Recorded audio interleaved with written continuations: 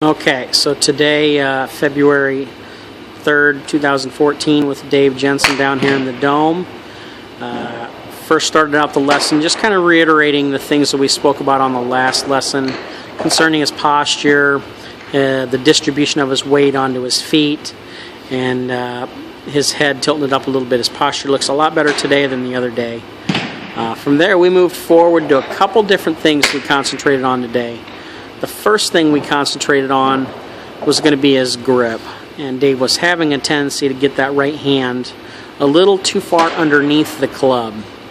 So we talked about kind of looking at where the V's or the lines of his hands are pointing, and what we'd like them to do is get somewhere near the right shoulder. If they're a little bit inside or a little outside, that's okay, but when you get that right hand underneath the club, that line's pointed way out to the right as well. So getting those hands to work a little bit more together, watching those lines come right up that right arm to just inside or just outside.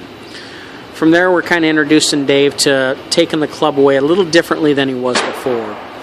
He really wasn't utilizing his hands in his swing before.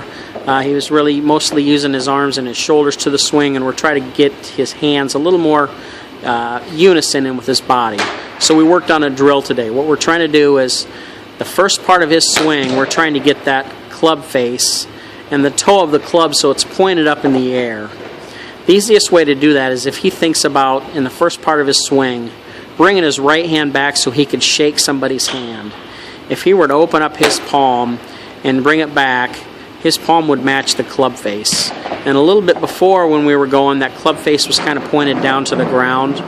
Now, if he pauses when that club's parallel to the ground, the face should be looking where his face is, and the toe of the club should be going right up in the air.